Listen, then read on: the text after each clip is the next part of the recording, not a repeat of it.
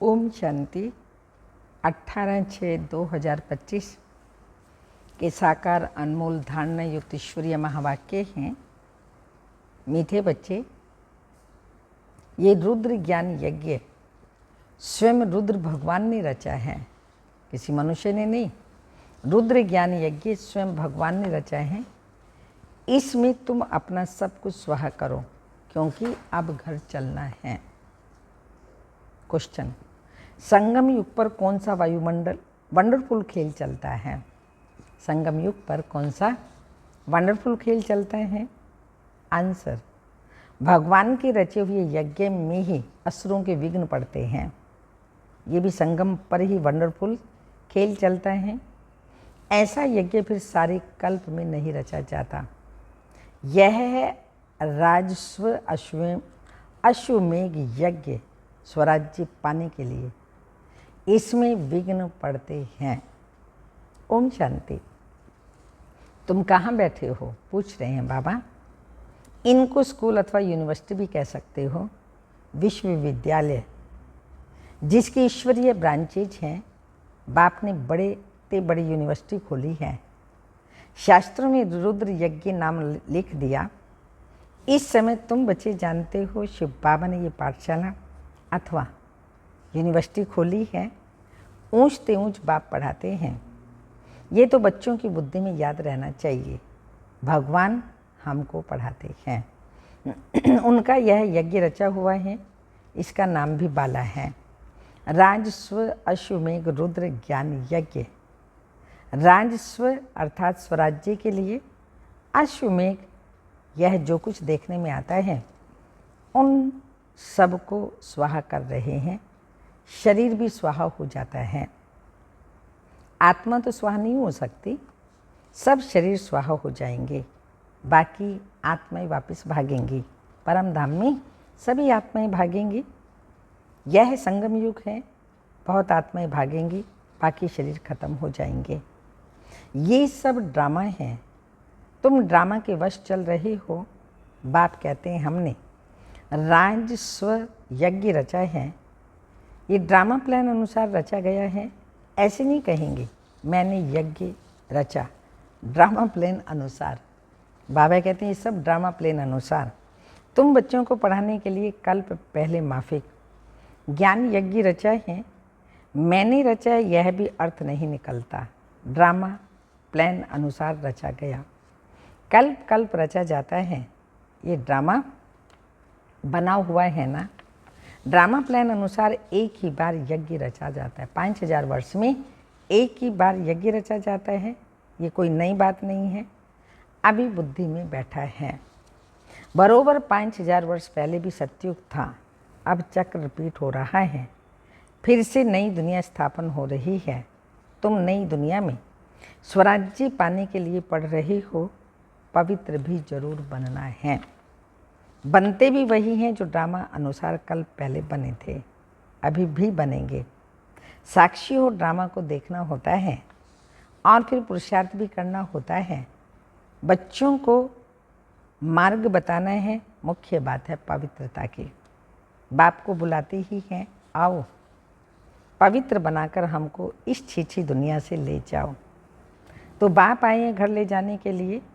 बच्चों को पॉइंट्स तो बहुत दी जाती हैं। मुख्य बात फिर भी बाप कहते हैं मन मना भाव। पावन बनने के लिए बाप को याद करते हैं। ये भूलना नहीं चाहिए। जितना याद करेंगे उतना फ़ायदा होगा। चार्ट रखना चाहिए, नहीं तो फिर पिछाड़ी में फेल हो जाएंगे। बच्चे समझते हैं हम सतो प्रधान थे। नंबरवार पुरुषार्थ अनुसार जो उच्च बनते हैं उनको मेहनत भी जास्ती करनी पड़ेगी। याद में रहना पड़ेगा। ये तो समझते हो बाकी थोड़ा समय है, फिर सुख के दिन आने हैं। बरोबर हमारे अथाह सुख के दिन आने हैं। बाप एक ही बार आते हैं, दुख धाम खलास कर अपने सुख धाम ले चलते हैं। तुम बच्चे जानते हो अभी हम ईश्वरीय परिवार में हैं, फिर दैवी परिवार में जाएंगे। इस समय का ही गायन है। ये संगम ही पुरुषोत्तम ऊंच बनने का युग है। तुम बच्चे जानते हो हमको बेहद का बाप पढ़ा रहे हैं। फिर आगे चल सन्यासी लोग भी मानेंगे। वह भी समय आएगा। अभी तुम्हारा प्रभाव इतना नहीं है, इतना नहीं निकल सकता। अभी राजधानी स्थापन हो रही है, टाइम पड़ा है, पुरानी बात है, अभी तो टाइम आ गया। पिछाड़ी में सन्यासी आदि भी आकर समझेंगे सृष्टि का चक्र कैसे फिरता है। यह नॉलेज कोई में है नहीं। यह भी बच्चे जानते हैं पवित्रता पर कितने विघ्न पड़ते हैं, अबलाओं पर अत्याचार होते हैं। द्रौपदी ने पुकारा ना, वास्तव में तुम सब द्रौपदियाँ, सीताएं, पार्वतियाँ हो। याद में रहने से अबलाएं को उपजाएं भी बाप से वर्षा पा लेती हैं। याद में तो रह सकती है ना। भगवान ने आकर यज्ञ रचाए हैं, इसमें कितने विघ्न पड़ते हैं, अभी भी विघ्न पड़ते रहते हैं। कन्याओं को जबरदस्ती शादी कराते हैं, नहीं तो मार कर निकाल देते। इसलिए पुकारती हैं, हे पतित पावन आओ। तो ज़रूर उनको रथ चाहिए, शिव बाबा को आने के लिए रथ चाहिए, जिसमें आकर पावन बनाए। गंगा के पानी से पावन नहीं बनेंगे, बाप ही आकर पावन बनाए, पावन दुनिया का मालिक बनाते हैं। तुम देखते हो इस पति दुनिया का विनाश सामने खड़ा है, क्यों ना बाबा का बन जाएं, स्वाहा हो जाएं। पूछते हैं स्वाहा कैसे हों, ट्रांसफ़र कैसे करें। बाबा कहते हैं बच्चे तुम इस साकार बाबा को देखते हो ना, इसने जैसे किया सब कुछ ऐसे करो। ये खुद करके सिखा रही हैं, जैसा कर्म हम करेंगे हमको देख और करेंगे। बाप ने इनसे कर्म कराया ना, सारा यज्ञ में स्वाहा कर दिया। स्वाहा होने में कोई तकलीफ थोड़ी है। यह न बहुत साहूकार न गरीब था, साधारण था। यज्ञ रचा जाता है, उसमें खान पान की सब सामग्री चाहिए। तो यह है ईश्वरीय यज्ञ। ईश्वर ने आकर इस ज्ञान यज्ञ की स्थापना की, तुमको पढ़ाते हैं। इस यज्ञ की महिमा बहुत भारी है। ईश्वरीय यज्ञ से ही तुम्हारा शरीर निर्वाह होता है। तो अपने को अर्पण में समझते हैं, हम ट्रस्टी हैं। ये सब कुछ ईश्वर का है। हम शिव बाबा के यज्ञ से भोजन खाते हैं, ये समझ की बात है। यहाँ तो नहीं सबको आकर बैठना है। इनका सैंपल तो देखा, कैसे सब कुछ स्वाहा किया। बाबा कहते हैं जैसा कर्म यह करता है, इसको देख और भी करने लग पड़ेंगे। बहुत स्वाहा हुए, जो जो हुए वह अपना वर्षा लेते हैं। बुद्धि से भी समझा जाता है, आत्मा तो चली जाएगी, बाकी शरीर सब खत्म हो जाएंगे। ये बेहद का यज्ञ है, इसमें सब स्वाहा होंगे। तुम बच्चों को समझाया जाता है कैसे बुद्धि से स्वाहा हो, नष्टो मोहा बन जाओ। यह भी जानते हो सारी सामग्री खाक हो जाती है। कितना बड़ा यज्ञ है। वहाँ फिर कोई यज्ञ नहीं रचा जाता। स्वर्ग में कोई फिर यज्ञ नहीं होगा, ना कोई उपद्रव होते हैं। ये सब जो भक्ति मार्ग के अनेक यज्ञ हैं, सब खत्म हो जाएंगे। ज्ञान सागर एक ही भगवान है, वही मनुष्य सृष्टि का चैतन्य बीज रूप है। शरीर तो जड़ है, आत्मा चैतन्य है। वो ज्ञान का सागर तुम बच्चों को ज्ञान सागर बैठ बनाते हैं। ये सिर्फ गाते रहते हैं और तुमको बाबा ज्ञान सुना रहे हैं। ज्ञान कोई बहुत तो है ही नहीं। वर्ल्ड का चक्र कैसे फिरता है, यह सिर्फ समझना है। यहाँ बाप तुमको खुद पढ़ा रहे हैं। कहते हैं मैं साधारण तन में प्रवेश करता हूँ। भागीरथ भी मशहूर है। जरूर मनुष्य ही होगा जिसमें बाप आएगा। उनका एक ही नाम चला आता है शिव, और सबके नाम बदलते हैं, इनका नाम नहीं बदलता। बाकी भक्ति में अनेक नाम रख दिए हैं, यहाँ तो है ही शिव बाबा। शिव कल्याणकारी कहा जाता है। भगवान ही आकर नई दुनिया स्वर्ग स्थापन करते हैं, तो कल्याणकारी ठहराना। तुम जानते हो भारत स्वर्ग था, अभी नरक है, फिर स्वर्ग जरूर होगा। इसको कहा जाता है पुरुषोत्तम संगम युग। जबकि बाप खिवैया बन तुमको इस पार से उस पार ले जाते हैं। तो यह है पुरानी दुख की दुनिया, फिर जरूर नई दुनिया होगी ड्रामा अनुसार। जिसके लिए तुम अभी पुरुषार्थ कर रहे हो, बाप की याद में घड़ी घड़ी, बाबा की याद भी घड़ी घड़ी भूल जाती है, इसमें मेहनत है।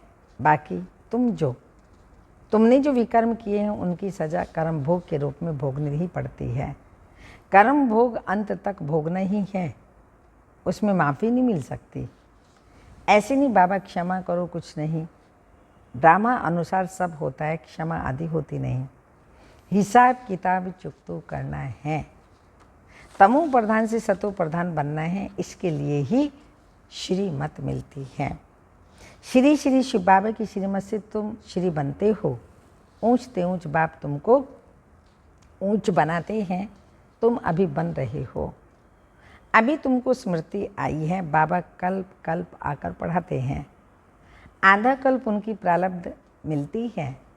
सृष्टि चक्र कैसे फिरता है ये नॉलेज की दरकार वहाँ नहीं रहती। कल्प कल्प एक ही बात बाप आकर के बतलाते हैं, ये सृष्टि का चक्र कैसे फिरता है।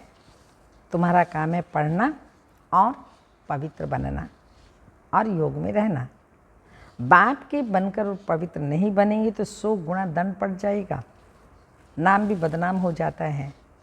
गाते भी हैं सतगुरु का निंदक ठोड़ ना पाए। मनुष्यों को पता नहीं है कि ये कौन है। सत्य बाप ही सतगुरु, सत्य टीचर होगा ना, तुमको पढ़ाते हैं। सतगुरु भी सच्चा है। जैसे बाप ज्ञान का सागर, तुम भी ज्ञान के सागर होना। बाप में तो सारा ज्ञान दे दिया, बाबा ने सारा ज्ञान दे दिया। जिसने जितना कल्प पहले धारण किया उतना ही करेंगे। पुरुषार्थ करना है, कर्म बिगड़ तो कोई रह नहीं सके। कितने भी हठयोग आदि करते हैं वह भी कर्म है ना, यह भी एक धंधा है आजीविका के लिए। नाम होता है, बहुत पैसा मिलता है, पानी पर आग पर चल पड़ते हैं, सिर्फ उड़ नहीं सकते, उसमें तो पेट्रोल आदि चाहिए। लेकिन इनसे फ़ायदा तो कुछ भी नहीं, पावन तो कोई बनते नहीं। साइंस वालों की भी रेस है, उनकी है साइंस की रेस और तुम्हारी है साइलेंस की। सब शांति मांगते हैं। बाप कहते हैं शांति तो तुम्हारा स्वधर्म है। अपने को आत्मा समझो, अपने घर चलना है शांति धाम, यह है दुख धाम। हम शांति धाम फिर सुख धाम में आएंगे और यह दुख धाम खलास हो जाएगा। ये अच्छी रीति धारण कर फिर औरों को धारण कराना है, बाकी थोड़े रोज हैं। ये पढ़ाई पढ़कर फिर शरीर निर्वाह अर्थ माथा मारना पड़ता है। तकदीरवान बच्चे फ़ौरन निर्णय ले लेते हैं कि हमें कौन सी पढ़ाई पढ़नी है, उस पढ़ाई से क्या मिलता है और इस पढ़ाई से क्या मिलता है। इस पढ़ाई से तो 21 जन्मों की प्रारब्ध बनती है, तो ख्याल करना चाहिए हमको कौन सी पढ़ाई पढ़नी है। जिसको बेहद के बाप से वर्षा पाना है वो बेहद की पढ़ाई में लग जाते हैं, परंतु ड्रामा प्लान अनुसार कोई की तकदीर में नहीं तो फिर उस पढ़ाई में चटक पड़ते हैं। ये पढ़ाई नहीं पढ़ते, कहते हैं फुर्सत नहीं मिलते।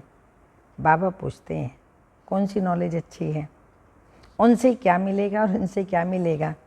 कहते हैं बाबा जिस्मानी पढ़ाई से क्या मिलेगा, थोड़ा करके कमाएंगे। यहाँ तो भगवान पढ़ाते हैं, हमको तो पढ़ करके राजाई पद पाना है, तो ज़्यादा ध्यान किस बात पर देना चाहिए। कोई तो फिर कहते हैं बाबा वो कोर्स पूरा कर फिर आएंगे। बाबा समझ जाते हैं इनकी तकदीर में नहीं है, क्या होना है सो आगे चल करके देखना। समझते हैं शरीर पर तो भरोसा नहीं है, तो फिर सच्ची कमाई में लग जाना चाहिए। जिनकी तकदीर में नहीं वही अपनी तकदीर, जिनकी तकदीर में है वही अपनी तकदीर जगाएंगे। पूरा जोर लगाना है। हम तो बाप से वर्षा लेकर के ही छोड़ेंगे। बेहद का बाबा हमको राजाई देते हैं, तो क्यों ना यह एक अंतिम जन्म हम पवित्र बनेंगे। इतने ढेर बच्चे पवित्र रहते हैं, झूठ थोड़ी बोलते हैं। सब पुरुषार्थ कर रहे हैं, पढ़ रहे हैं, फिर भी विश्वास नहीं करते। बेहद का बाप आते हैं तब जब पुरानी दुनिया को नया बनाना होता है। पुरानी दुनिया का विनाश तो सामने खड़ा है, ये बहुत क्लियर है। समय भी बरोबर वही है, अनेक धर्म भी हैं। सत्युग में तो होता ही एक धर्म है, ये भी तुम्हारी बुद्धि में है। तुम्हारे में भी कोई है जो निश्चय अर्जुन कर रहे हैं। अरे निश्चय करने में टाइम थोड़ी लगता है। शरीर पर भी भरोसा नहीं, जरा भी चांस गंवाना नहीं चाहिए। किसकी तकदीर में नहीं है तो जरा भी बुद्धि में आता ही नहीं है। अच्छा, मीठे मीठे सिक्की लदे बच्चों प्रति माता पिता बाप दादा का याद प्यार, गुड मॉर्निंग, डायमंड मॉर्निंग। रूहानी बाप की रूहानी बच्चों को नमस्ते। हम रूहानी बच्चों की रूहानी माता पिता बाप दादा को याद प्यार, गुड मॉर्निंग, डायमंड मॉर्निंग, ओम नमस्ते। धारणा के लिए मुख्य सार है, सच्ची कमाई कर 21 जन्मों के लिए अपनी तकदीर बनानी है। शरीर पर कोई भरोसा नहीं, इसलिए जरा भी चांस नहीं गंवाना है। सेकंड पॉइंट, नष्टो मोह बनकर अपना सब कुछ रुद्र यज्ञ में स्वाहा करना है। अपने को अर्पण कर ट्रस्टी हो संभालना है। साकार बाप को फॉलो करना है। जैसे ब्रह्मा बाबा ने सब कुछ किया, ऐसे हमें भी उनको फॉलो करना है। वरदान, ईश्वरीय नशे द्वारा पुरानी दुनिया को भूलने वाले सर्व प्राप्ति संपन्न भव। स्पष्टीकरण, जैसे वह नशा सब कुछ भुला देता है, ऐसे यह ईश्वरीय नशा दुखों की दुनिया को सहज भुला देता है। उस नशे में तो बहुत नुकसान होता है, अधिक पीने से ख़त्म भी हो जाते हैं, लेकिन यह नशा अविनाशी बना देता है। जो सदा ईश्वरीय नशे में मस्त रहते हैं वो सर्व प्राप्ति संपन्न बन जाते हैं। एक बाप दूसरा न कोई, ये स्मृति ही नशा चढ़ाती है। इसी स्मृति से समर्थी आ जाती है। स्लोगन, एक दो को कॉपी करने की बजाय बाप को कॉपी करो। मनुष्य को करता ना, वो क्या करता है, कैसे करता है। तो बाबा ने कहा एक दो को कॉपी करने की बजाय बाप को कॉपी करो। ब्रह्मा बाबा को अव्यक्त इशारे आत्मिक स्थिति में रहने का अभ्यास करो, अंतर्मुखी बनो। अंतर्मुखी रहने वाले ही हर ज्ञान रत्न की गुह्यता में जा सकते हैं। ज्ञान की हर पॉइंट का राज क्या है और किस समय किस विधि से उसे कार्य में व सेवा में लगाना है, इस तरफ से उस पर मनन करते उस राज के रस में चले जाओ तो नशे की अनुभूति कर सकेंगे।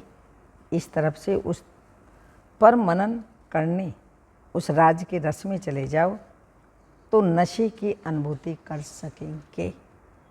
अच्छा, ओम शांति।